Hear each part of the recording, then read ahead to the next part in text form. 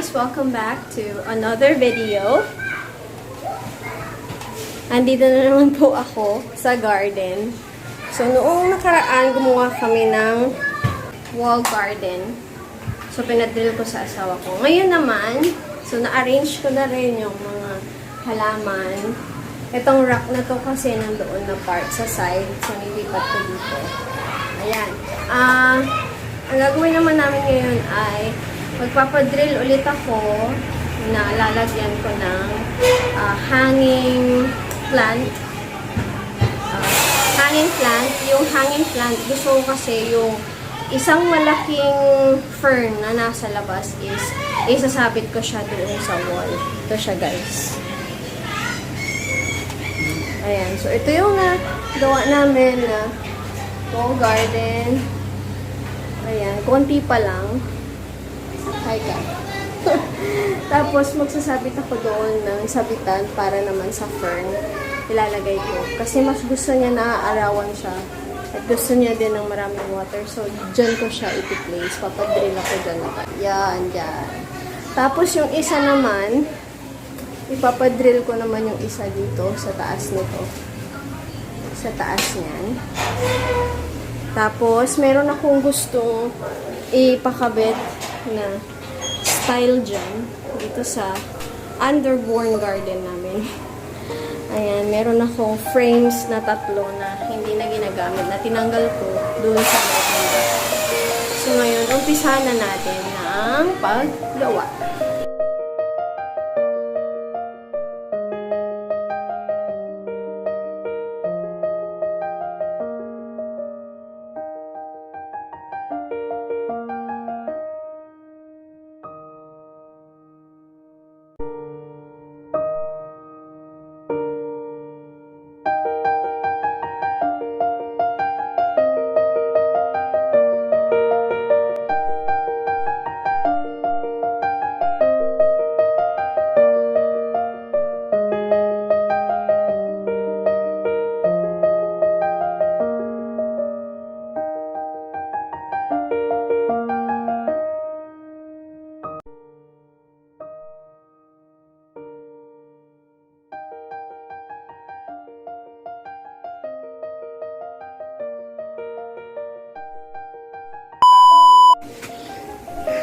Wala akong taga-video. Ang hirap.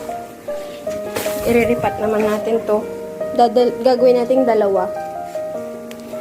Ayan, guys. Meron akong pambutas dito. Pinapainit ko pa siya. Tapos, itong plangana na to, dito natin siya i-repat.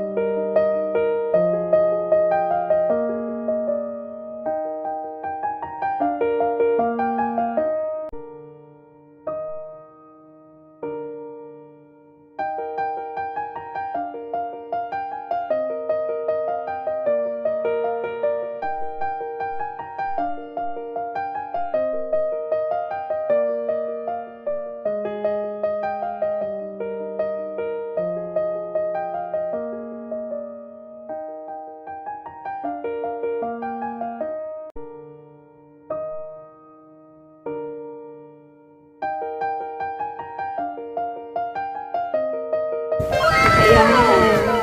O, diba? Oh. Ayan, meron na isa. Yung isa naman.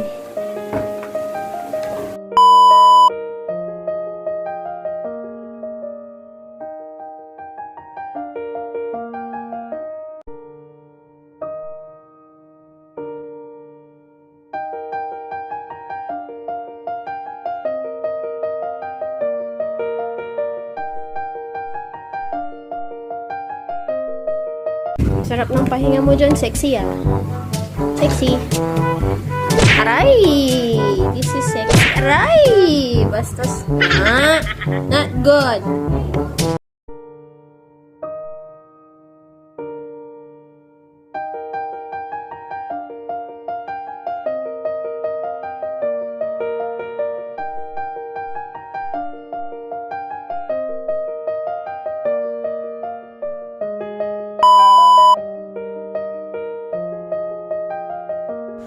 Sipag naman. Thank you.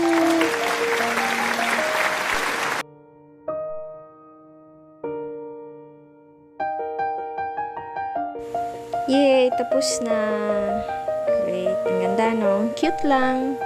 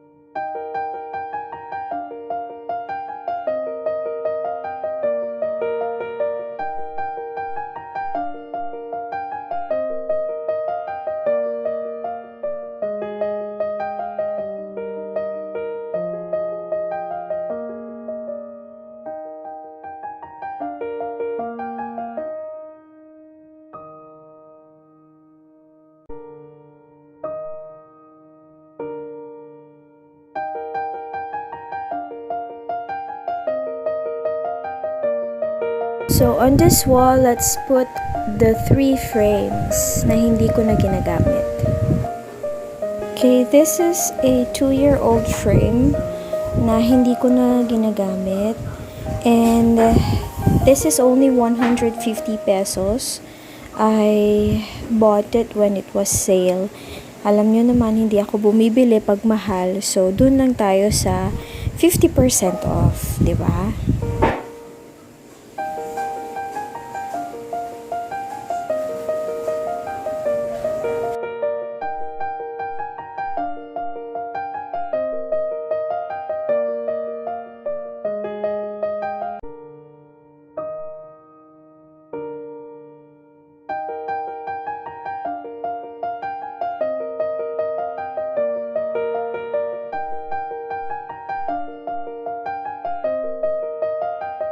Okay, that's it for today.